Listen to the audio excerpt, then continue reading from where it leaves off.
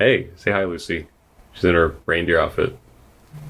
For a second, it looked like there was only one horn coming up, so it was reminiscent of the Grinch Stole Christmas's dog. Oh, yeah. Max, right? Sure. We can call this your Max outfit, right? Speaking of the Grinch, do you see Taylor Momsen re-recorded "Where Are You Christmas"? Who? Cindy Lou Who. I saw you post about it, and I see every Instagram story with audio off, so no, I did not realize that's what that was. Yeah, so it's great. So Cindy Lou Who, child actor, right? Or Taylor Momsen. Then she went on to Gossip Girl. I didn't watch Gossip Girl. But then she started the band The Pretty Reckless. Mm-hmm. It's been 25 years since The Grinch, or Jim Carrey's Grinch, which is wild to think about. Yeah, because like that was the second one for us. Yeah, it was. But she I haven't re-recorded watched any of them aside from the cartoons. So she re-recorded "Where Are You Christmas" from that movie in the Pretty Reckless style, but she starts it off as a duet with her younger self. I did pay attention though when you did post about the woman who wrote what was the Stacey Aurico song? Oh, Lucy Woodard. Yes. I immediately went and I bought her version of the song out of support because I love that song so much, and her version is really damn good. So yeah, she's Lucy spent like ever since writing that song, she's been a backup singer for Rod Stewart, and now she's on her own like career. She's been singing like a lot of jazz and big band music, and also like little reward for sitting through this random intro. If you keep an eye out in February or March, you might see me talk to her about some stuff on my other podcast. So this guy here, Lucy, are you ready to be put down? Okay. She has the "I am over your shit right now" face, and she doesn't even know that we're recording 3 episodes tonight. Yeah, we should probably start our podcast, right? Yeah, the intro now.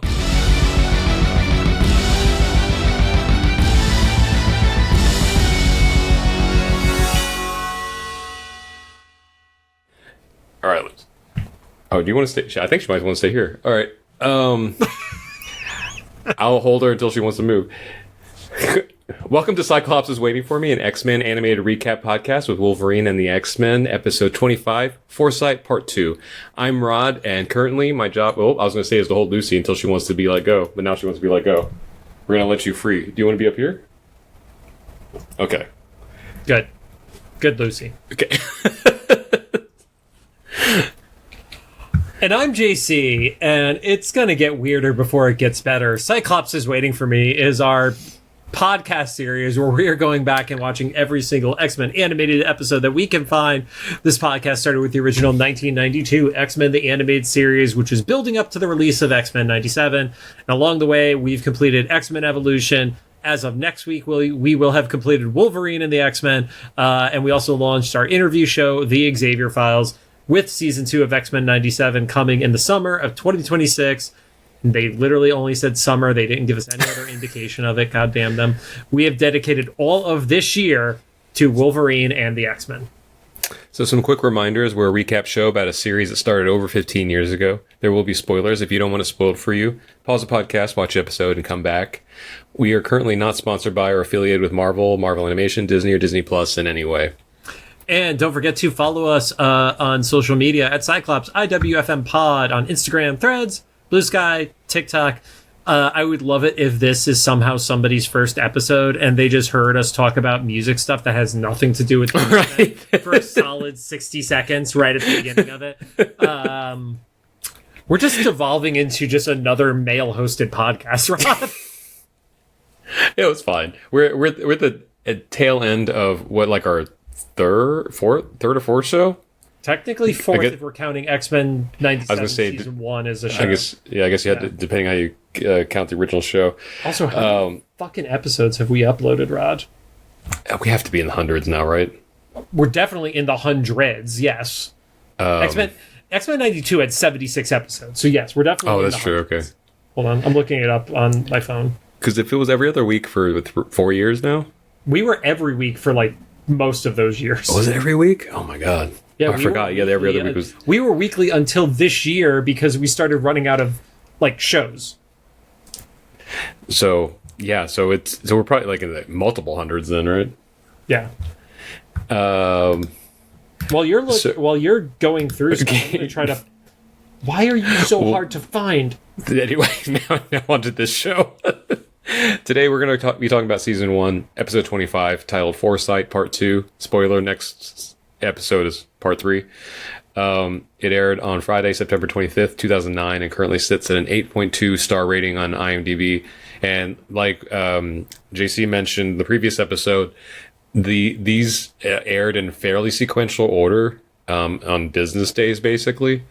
So there was like a weekend wait for the Part 3 finale on Monday, and this was the Friday, I guess, after school. I don't know. I was in college by this point, so, or no, I was way out of college. We were done with college at this point. I just keep coming to face on immortality. So before recording, we were talking about this podcast. It's probably old news by now, but it was being hosted by a bunch of very young people who were arguing.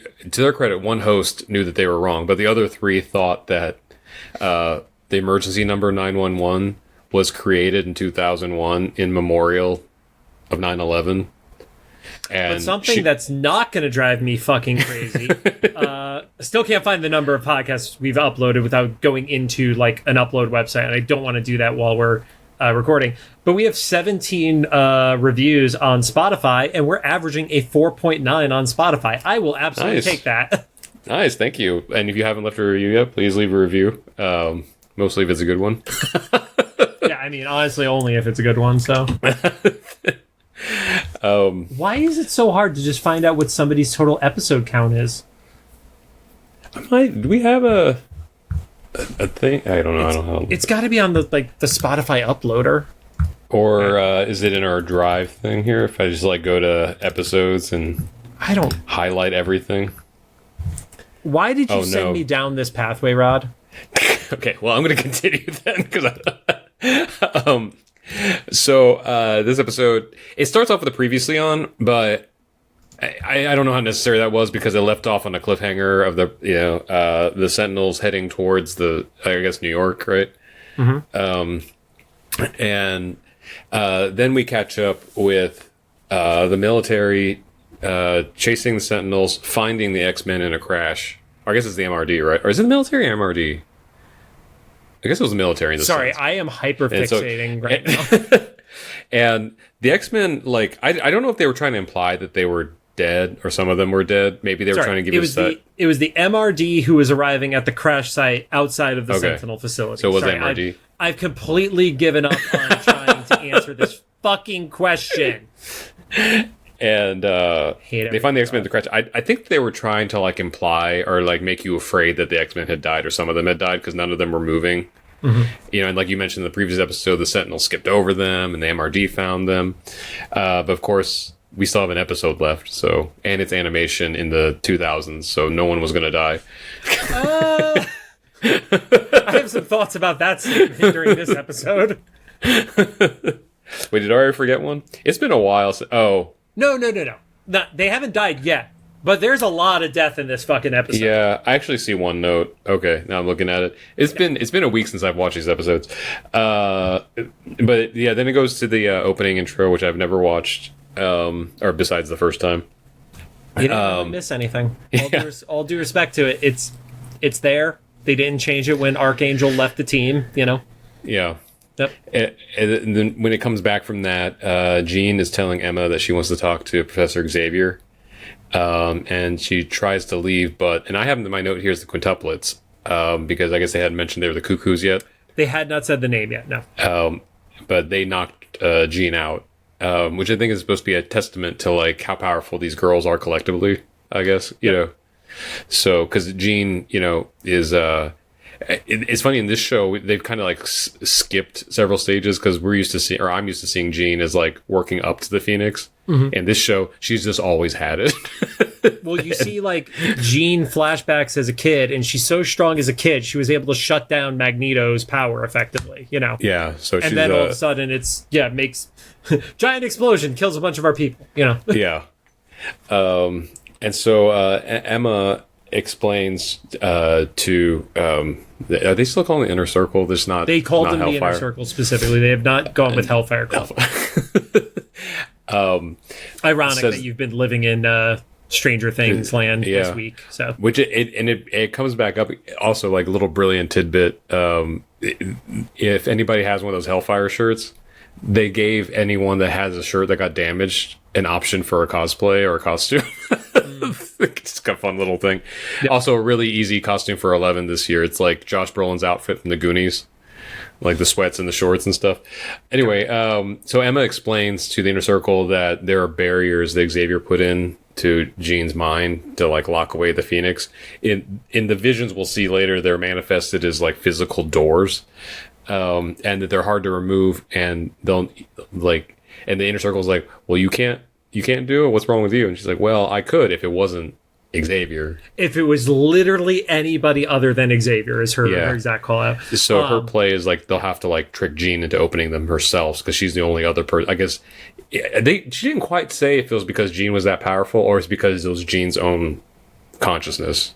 Maybe half a dozen, 6 of the other, but it felt like a part of it was like she has the knowledge of what the key is. Like there wasn't like even like a psychic representation of what it was, but it's like she's the only one that could do it because she's effectively her own key kind of scenario. Yeah. By the way, when they're talking about like they're showing the Inner Circle and stuff like that, I'm sure you recognized some of the Inner Circle. Obviously, Sebastian Shaw was obvious. We've had Leland in X-Men 92, and also Donald Pierce was in X-Men 92. Granted, they both were allowed to talk during that, but I was curious if you had recognized Selene from any of your stuff, because this is the first time we've seen Selene in animation. I only recognize because of some conversation, which I guess if she's not been in the show, then maybe offline with you, have her mentioned, because like the Inner Circle is if somebody's gonna hate me for saying this, it's kind of forgettable visually. Like I think I recognize Sebastian mostly because he interacts with Emma. So I figure if someone's interacting with Emma and they're not like a heavyset guy, he was also Kevin Bacon. Was it? That was Kevin Bacon in the X-Men movies. Yeah. That movie. We won't get into the tangent of that movie, or maybe we will in a future episode. We will. And then Leland, I remember after the fact. Selene, I recognize the name. I would not have recognized her from her character design or anything. It's just like a bunch of old timey folks, you know, in like kind of a eyes wide shut kind of scenario, you know. That's a pretty good description. But yeah, like Selene. I don't remember in the original Dark Phoenix saga if she was there, because they were also doing like the White King, Black King, like it was very like chessboard structured and stuff. I don't remember if she was in it. I don't think she was, but at one point, probably around the time when this started taking place, she was being utilized. And there's a whole separate story where, because she's like this energy vampire thing, like she's like, I want to say she was the one who like started reviving the dead on Genosha at one point. So it gets, Selene has some fucked shit going on. So in Jean's mind, Emma's there with she's technically in there with the Cuckoos, but the Cuckoos haven't manifested yet. Yeah. But she's impersonating, there pretending to be creepy Xavier, basically. Yeah. And like I guess Emma's not like necessarily an actor, because she's just kind of speaking very bluntly. She's like, open the door. But to her credit, it works. Jean's like, all right. You would think for somebody who has just such a flair for the theatrics of what she's wearing, that she would have been a better actor at that point. Like, sounding a little bit more like Charles, you know? There's some joke in here that someone smarter than me could make about like her being British and colonization and being really direct about it. I was just watching a holiday baking show, and there's like a British baker on there, and like there was something she was gonna put like, you know, the Union Jack flag on something or whatever, and they're like, "Are you sure you want to do that?" He's like, "I'm British. The thing we're most good at is sticking a flag in something and calling it ours." I was like, "Gee, okay." Respect for her honesty.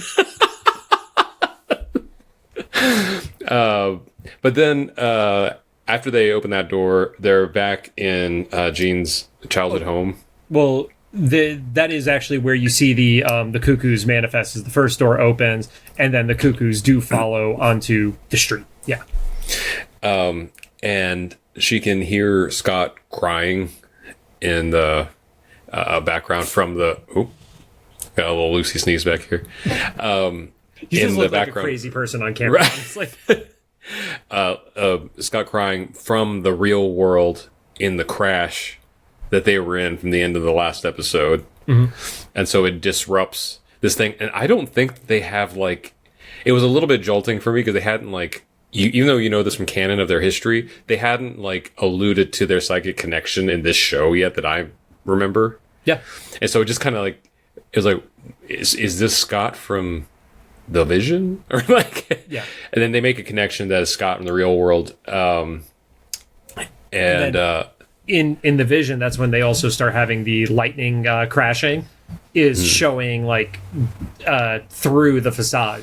Because the lightning crashes and you see Emma in the chair as Xavier. You see one of the cuckoos as Scott. And during that flash, that's when she's able to see it. And she loses her shit and, like, knocks all of them back on their ass in the real world. Emma is like, we have to get Scott, like, take Scott out of the equation one way or another, because their psychic connection, that's when they finally, like, named it, is getting in the way of this process. And it's like, it's the bad timing. And this is kind of like the clever writing of the show, because there's these two stories happening parallel, and now they're clashing.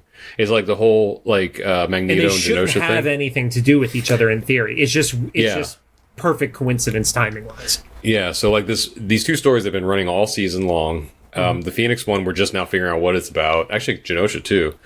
But Magneto causing this whole Genosha thing to happen is disrupting the Phoenix thing, which we'll see how that comes back to bite Magneto in the ass too. Yep. And so like Emma's like, well, we have to go. She said it in a much nicer way. I think a more evil Emma or another person in the inner circle would have been like, well, we just got to go kill him. Well, but that's what's alluded to, because Selene is like, oh, let's go take care of him, basically. Yeah. Yeah. But and then she basically says that Emma is soft on Scott. So yeah, because Emma was like, I need to go, like, take away the distraction. And so Emma's like, I want to make sure he's okay. And that's, I think the rest of them like call her out. She's like, wait a minute, we're psychics. Yeah. we know.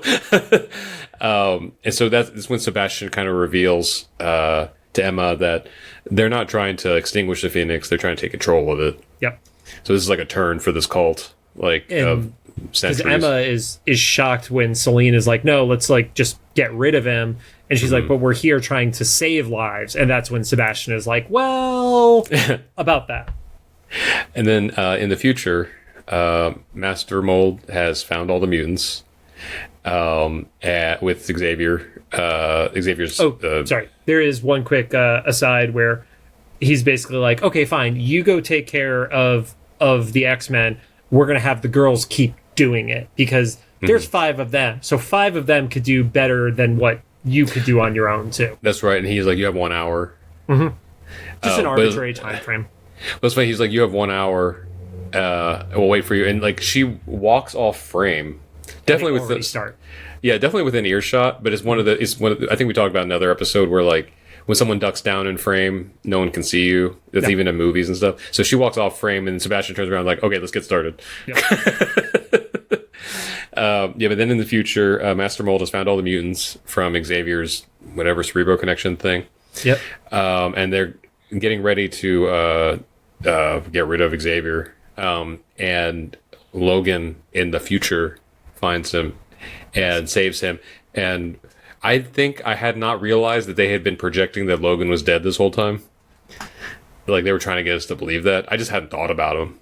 Right, because we got a little bit of, like, a hint with, like, he was the one who saved Bishop from the cells, but then it wasn't really, like, we don't know what happened to him. Like, he just kind of went off on his own. And we get a few, like, really cool, like, quick Sentinel kills out of Wolverine, too. His outfit is very, very reminiscent of the Days of Future Past design. It's a little bit, like, not as aged because it's only 20 years in the future from it, and we know that Days of Future Past is a little bit further down, so he doesn't, like, have, like, some of that gray, but he's, like, the outfit's definitely Days of inspired. Yeah. So. And then this was a commercial break because I'm on a tier of Disney Plus that has commercials. So and they come back. There's triplet X-23s, which, spoiler, they never explained, even though there are four. Oh, there's four. There were four. I saw three at first. And like he says something like, yeah, that's a whole other story that they never get back to. I guess that must have been a season 2 thing that they were going to try to. So this is interesting because I was doing what I normally do is like watch through stuff and then check some of the wikis and stuff like that. We know that in the Hulk versus episode, they address that there is a X-23 like chamber. Yeah. Then we do get Laura in this. I believe the episode is called "Stolen Lives" with Maverick. Mm-hmm.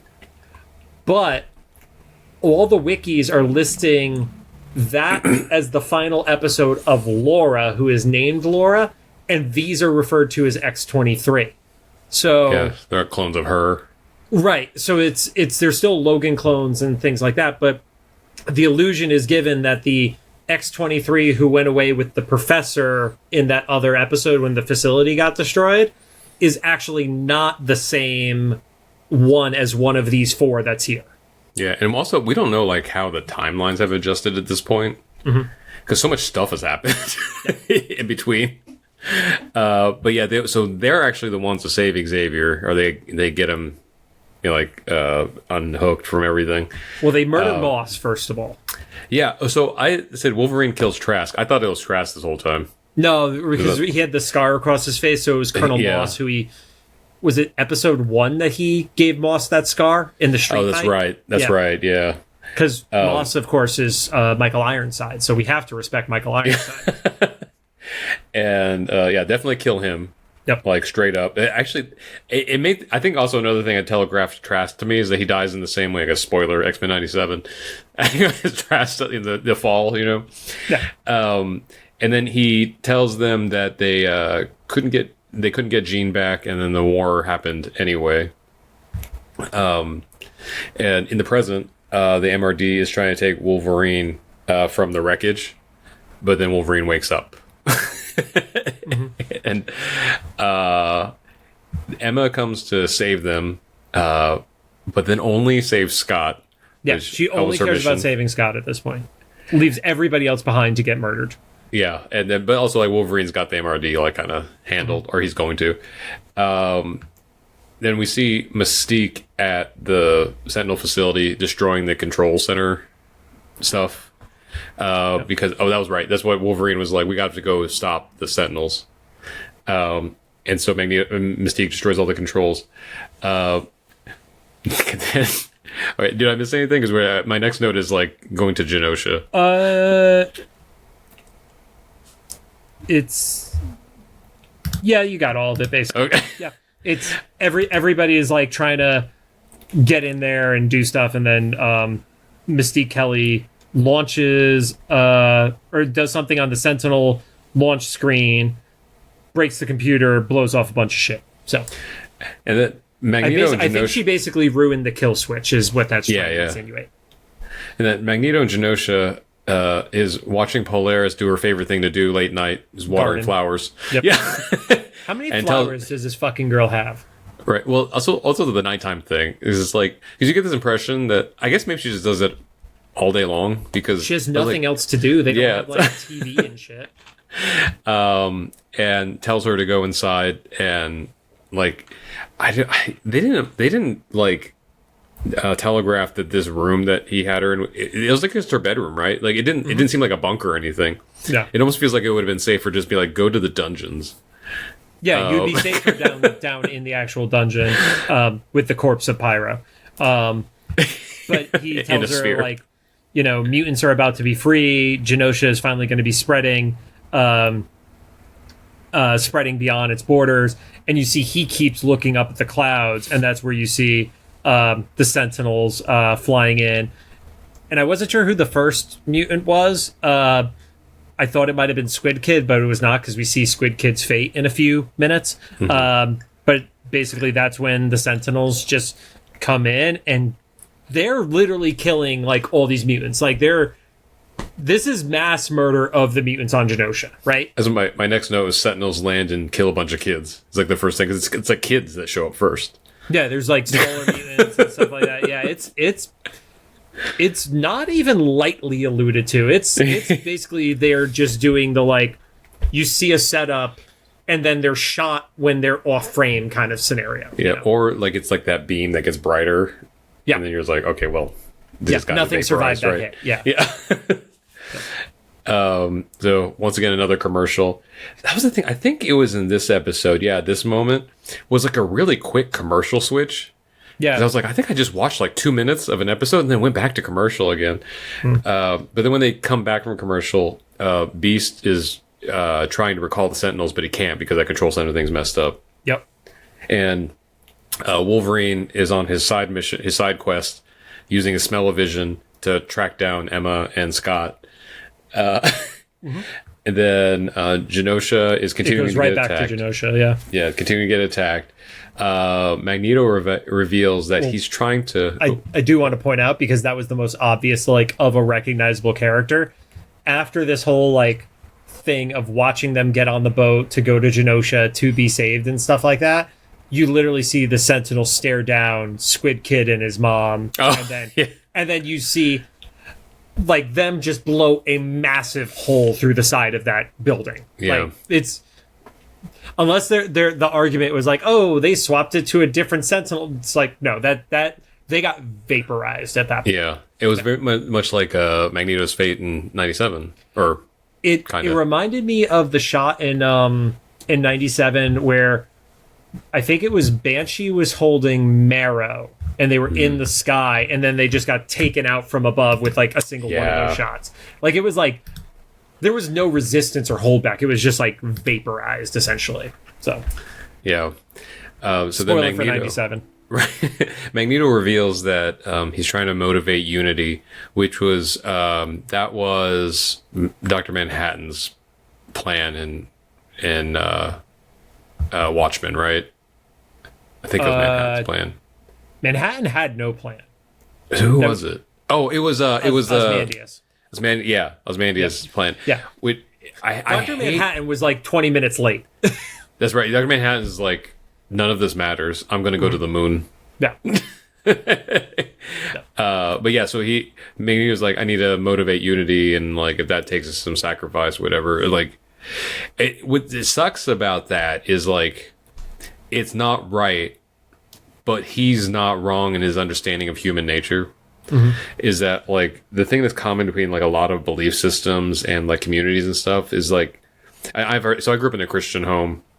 And I've heard, and I've talked to like my like psychology teachers and professors and stuff about this, is that like Christianity specifically, and then like definitely other religions and belief systems can usually function without a god, but must have a devil.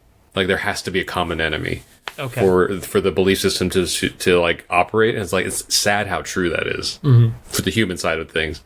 It shouldn't take that, because obviously there's like a lot of bad things that come from like being overzealous about an enemy. And I also wonder, with the way that this all happens, like was he literally letting on the weaker mutants into Genosha so it would be a slaughter? Because he's the part that like visibly stood out to me is, as these attacks are happening, there's no fight back from any of the mutants that are on Genosha. And like the ones that we know have like some level of power, like Mercury, like Seamus, and like, you know, those ones that fought alongside him and were kind of like, not to say his inner circle, but like his like guard. None of them are seen in this scene at all. It's kind of like, did he literally just like throw them into the jail and it's like, don't worry about it, you know? That's a good point. It's like there's no fight back from any of those mutants. That's kind of serendipitous, because I know you don't watch Stranger Things, but this is not really a spoiler. And when this episode goes out, I don't think the new episodes are going to come out. But like that is like purposely getting like weaker creature, or somebody perceive as weaker in mind or body or both. Is like a key plot point for someone who's trying to be like a graceful dictator. So it's like interesting. That's like yet another common thing, like common enemy, getting like weaker, or maybe if it's not just weaker, it's like mutants that maybe Magneto sees as disposable in his eyes. Well, He's like, if this version of Magneto is the fighting Magneto, then Yeah. it's like, he needs soldiers. He doesn't Yeah. need a kid, you know? yeah, he doesn't need like a squid person. Yeah. Like, Yeah. And then, of course, he's using them as a means to an end to give him an excuse to retaliate. And then Wanda, understandably, is pissed. yeah. Then in the future, Bishop and the team catch up with Wolverine. It feels like that's the first time Bishop's seen Wolverine in the same amount of time we've seen him. Since Like he his has- final escape, assumedly. Yeah.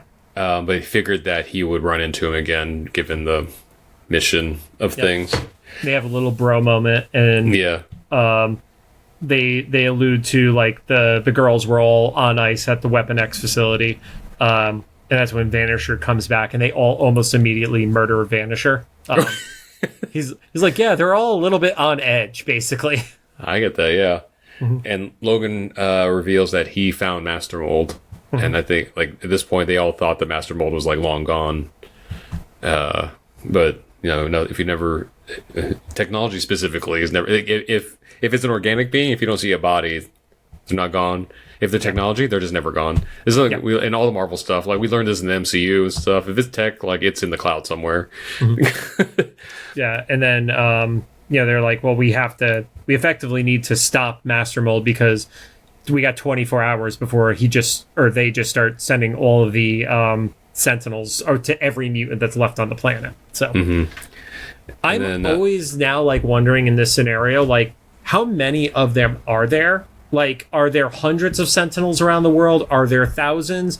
Or are there 24 because the world is such a like garbage shit show at this point? Like, there's not a lot of manufacturing left, you know? Yeah. Because, wait, have they scaled up from the 15?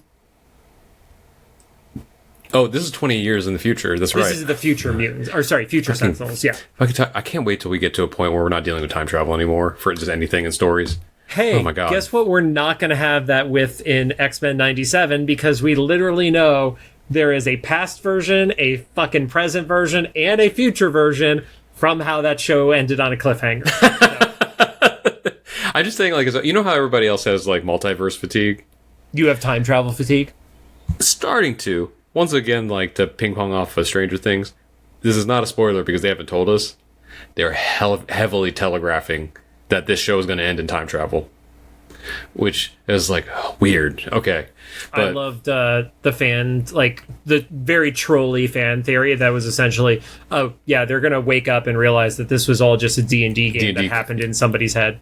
You're or the kid pulling the Rosebud. It's the kids retelling the story, right? Like as grown-ups or something. I know the Duffer Brothers were like, that's absolutely not what happened. So either they want to put that to bed, or they're like, shit, they figured it out. Sorry, not Rosebud. It was all a dream, which was that Twin Peaks? No. I forgot which one was. It was all a dream, that. But yeah, but it was the one where trope. they're all in an insane asylum. Yeah, it's a trope. This one, or what was the other one? There was the one where it was it wasn't Dick Van Dyke. It was like one of those other like actors from that era, and he just literally woke up from a dream, and it was like the entire show was a dream married to his wife from the previous show he was on, or something like that. Oh wait, I can't remember what you're talking about. I think I remember that. Yeah. Though in this series, so like each season of Stranger Things, they usually introduce like a previous like IP.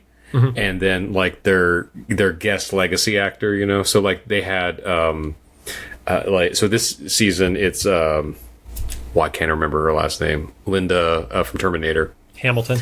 From Hamilton. She's the big like kind of big bad in this. She's like the 80s cameo. Okay. So Terminator, and then the kids in the not the main kids but other kids in this season are reading Wrinkle in Time. So there's two big time travel things that are in this season. So it's just like, okay, we're going to be time traveling. Just go watch go watch Has-Been Hotel, Rod. It's so much simpler. Anyway, so in this show, we catch back up with Emma and Scott. Emma shows up at the castle, turns into her diamond form. Scott's like, you won't have your psychic defense. And she's like, well, when I come, I don't trust these guys. And when we come in, they're going to try to kill us.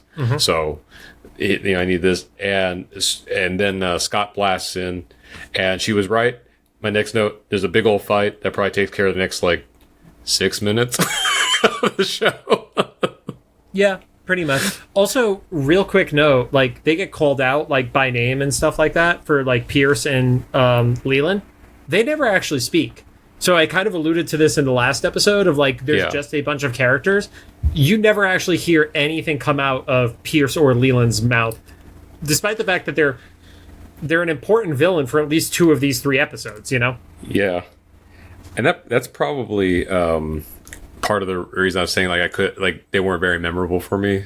I mean, if you don't let somebody have a speaking role, they very much feel disposable. So yeah. And like I said, visually, in a show that we're used to seeing people in different shades of spandex to be able to tell what character they are. These guys are just a bunch of kind of, is it Victorian? Is that the right time period? Kind of set up. But and then Sebastian is pull down your diamond form, or Celine is going to drain the life out of him. And I was like, oh god, this is a Rod and Wally and Joe Russo joke waiting to happen. Oh. I totally missed that. That's funny. Oh man. And then the next comment I have is more Genosian murder. Yeah, the Sentinels are still attacking Genosha, but then the twist is Magneto rewires them. That's a really cool sequence. That might have been 3D stuff that you were talking about with the car previous, because of the way all the parts kind of spread out and come back in. Remember how we said that racists were stupid? Yeah. This was further proof of it.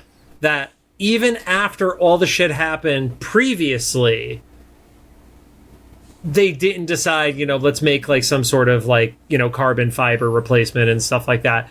They were still making the metal Sentinels to make it easy for them to be one stopped, but also that's not how rewiring works or reprogramming, but we don't need to. He just turns the chip around so it's a reverse. But Magneto basically calls out how it was super foolish to attack him with metal men, and that's where that's where I did the count, and it was 10 Sentinels that were remaining from it. Some got lost en route. He made such a point about it being 15. And then they show 10, and they didn't show 1 or 2 get destroyed or anything like that. It was just oh no, there's 10 now. It's fine. There's some animation producer from the late 2000s that's sitting in the back nobody's gonna notice if we just cut. And he's oh, these guys are talking about my show. Fuck that guy. Right. That's what he's thinking right now about me. So. But then the Sentinels turn around and they go to the city. To attack the humans. Pietro is totally okay with Magneto's plan as he's talking with Wanda, and he's well, they were gonna, attack us anyway, and Wanda doubts it. I guess it's kind of the 2 sides to the same coin. Are you an optimist or are you a pessimist on what this was gonna turn out to be? And the excuse is we just took out the guesswork. Yeah. So Magneto comes in and you get the full hey, here's what we're gonna do, and I love that he's no, Wanda, I still need your help to ready the army. You're the only one I could trust, and he's saying it right in front of Pietro. I love it. It's he might as well just be flipping his son off as he's talking to his daughter at that point, right? And if I remember right, I don't think they really... Pietro kind of froze as far as animation goes. Mm-hmm. But it works so well, because it was just kind of that dumbfounded, Yep. What the hell, Dad? Yeah. Yeah. And then when Wanda leaves, then it's okay, then I'll get the troops ready. He's still that, the puppy looking for recognition kind of scenario. There was some show where they he also then tells him, no, go get Wanda. That's his reaction is oh no, I still need her to ready the troops. So there was some show where they kind of put that as you could be the most powerful being in a scenario or whatever, but the weakness they can instill in them is like a need for like their father's approval, and that's very much the case here. Is like Magneto has like essentially like handicapped his superpowered son. Yeah. By like putting this like insecurity in him. Completely like broke his confidence fully. Yeah, and then that ends on a sad Pietro because he's like, I didn't abandon you. I did the kidnapping perfectly, got this war started like it's supposed to, but you don't trust me to rally the troops. Yeah. And I imagine a part of that is probably most of the troops on Genosha don't really know who Pietro is, or they know he was the fuck-up kid who didn't get to live on Genosha for however long when he was up in, the United States with the Brotherhood. So I was going to say, like, I guess also, yeah, to Magneto's credit, it's like you don't switch generals halfway through a battle, right, if you don't have to. And so there's that. Although, it's I guess to Magneto's credit, like, maybe this is, like, Wanda surprising him by turning, but I don't know. Yeah, I didn't get she was going to be okay with it kind of scenario, like that she would just fall in line like a good soldier. So, but I didn't get that. Like she always seemed kind of defiant because she was sneaking around with Kurt and stuff. But she was also like trying to convince Kurt that this is the right way to go about it, and like the prisons and stuff like that. Like she was aware of what was going on. Like she's not a fully innocent version of Wanda either. So yeah. But I mean, she's just had those like seeds of doubt in there. But I don't know. I don't have much more to say about this episode, mainly because it's like we're talking about each episode being an act. I mean, you are missing the last part of the episode. Oh, what? Where the Sentinels fly in with Magneto on their shoulder and start murdering humans. Oh well, but yeah, they Sentinels go to city and start attacking the humans, but and then another to be continued. But it's this was like the rising tension, right? And I don't know. I guess I didn't realize it at the time, but we're starting to see the stories converge. Like we mentioned, like the Phoenix stuff crashing with the Genosha stuff and everything, and they shouldn't have anything to do with each other. And yeah, I don't know. It was okay. It was a necessary like middle section, but we're really looking forward to that finale. Yeah, I mean, I think the part that was like the most standout to me is they were not shy about alluding to the death of obviously their everybody characters, but like the mutants on Genosha were dying. This downtown area that has humans running for their lives from Sentinels, like it's the clearest death you could get in a show without showing the death, Yeah, everything was off camera. Yeah. Which I get because they probably had to do that from like a ratings board perspective and stuff like that. But it was also like, no, this is pretty brutal. Like these people are being chased down by giant murder robots at the end of the day. So. Well, we're right off the heels of the Nolan Batman stuff, right? So everybody's trying to get darker and grittier. Yes. Yeah. Which you know what? I've said this before. I was going to say it plainly now. Like I'm grateful for all that stuff because I love the Nolan Batman movies for the most part. I'm just tired of everyone trying to keep it like go further down that hole. I want to see a whimsical Batman again. Fun, colorful superheroes. I'm really hoping when the X-Men come to the MCU, we're going to see like the most bright neon color spandex. Yeah. We saw it worked with Wolverine, right?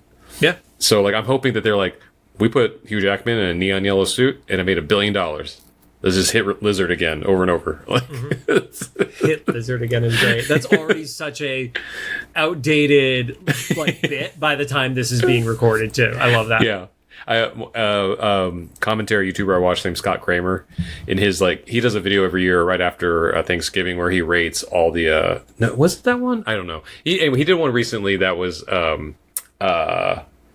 It was Thanksgiving movie. It was Thanksgiving movies. That's what it was. I mean, he does this thing at the end of his I guess because AdSense and everything's like higher at the end of the year and stuff. He has more like high effort videos, right? And so at the end he does this sketch in the holidays where his 4 clones of himself. He kind of does the Wheezy Waiter, right?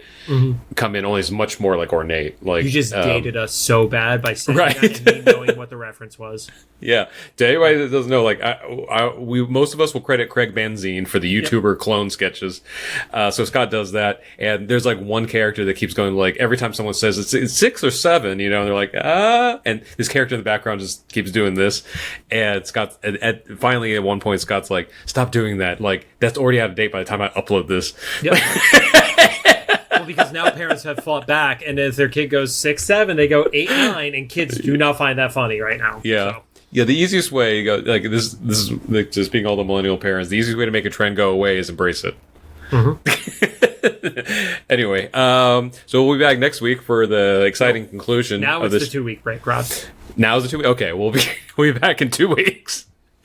The last Monday of the year is when the episode comes out. Yes. For the exciting conclusion of this series, the season, and this year. So, and then we'll figure out what we're going to watch at the beginning of next year.